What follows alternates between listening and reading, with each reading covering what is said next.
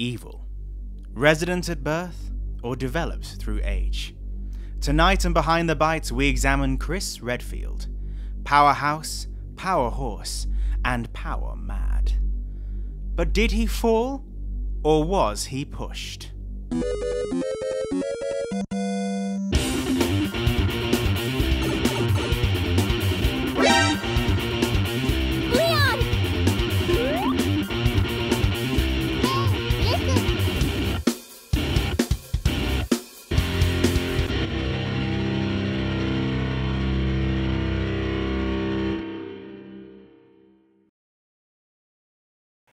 It all started with a cynical business venture.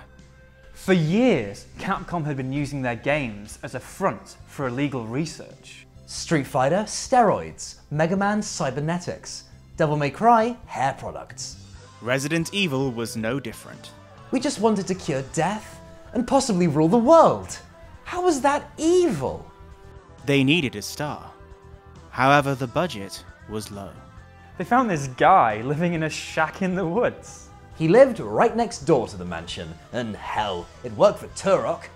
To Capcom's surprise, the game sold like hotcakes, and even received widespread critical acclaim. The writing. You were almost a Jill sandwich. The acting. Double crosser! Don't! The door sequences. It was a work of genius. Chris Redfield was transformed from yokel into fully fledged homeowner. He was rich beyond his wildest dreams. He finally owned an inside bathroom. Chris thought he was a shoo-in for the sequel. However, Capcom had other ideas. We'd hit the big time, so we needed a proper star. That man was Leon Scott Kennedy.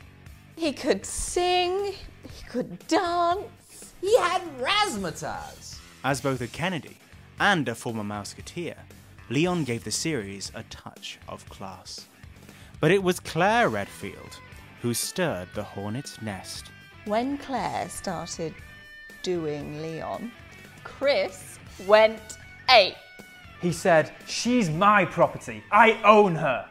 Chris liked things to stay in the family, if you know what I mean. Ostracized and alone, Chris made a poisonous bargain. Of course, Luigi hated Leon. After all, Leon was a Kennedy, and Luigi was the man on the grassy knoll. On a drive through Dallas, Claire and Leon's fortunes turned. Luigi was waiting in the book depository. He'd been there for hours. A shot rang out. But Leon moved forward and to the right. It missed him, but hit her. Tragedy had struck. A high-caliber round had sliced right through Claire's blouse, destroying her right nipple. Chris was devastated. Claire was his sister. And maybe his mother, too. Emotionally exhausted, Leon chose early retirement. He just upped and left to his Spanish ranch. Tortured, Chris wangled a lead role for his sister. However, her fragile acting crumbled under the pressure of a ruined teat. Claire was nothing without that nipple. It defined her. It was like she was only half a person.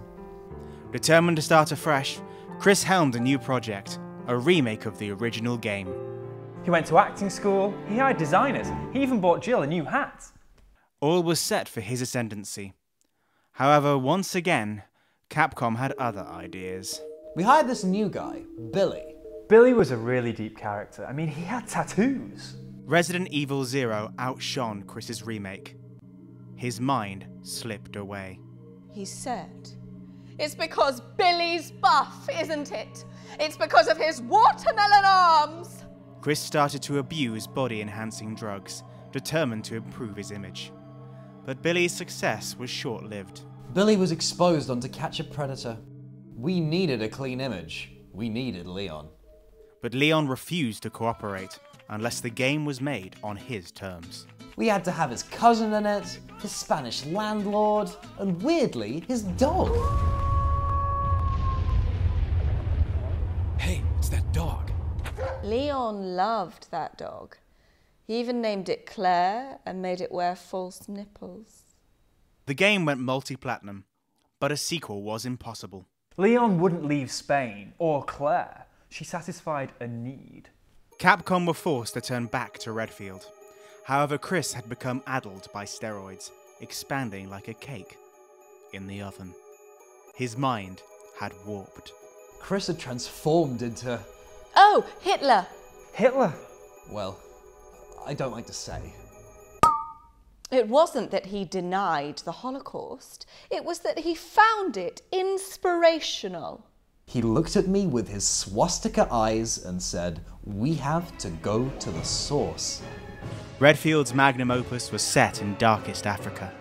It was universally condemned. The slumdogs? The men in grass skirts! And the arms? Those terrifying jumbo jet arms! It was his Aryan fantasy. He even made Jill dye her hair. Drugs had ravaged every shred of Chris Redfield. He had roid rage. He just wailed on this innocent rock for 15 hours.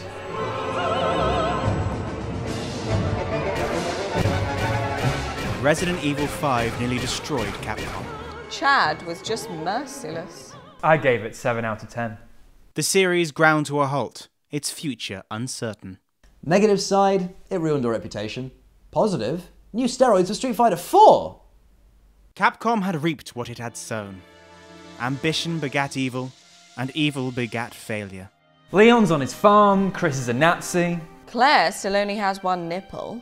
No one knows how the Resident Evil series will continue.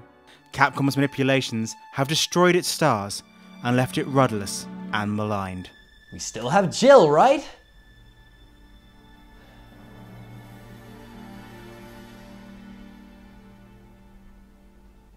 Yeah.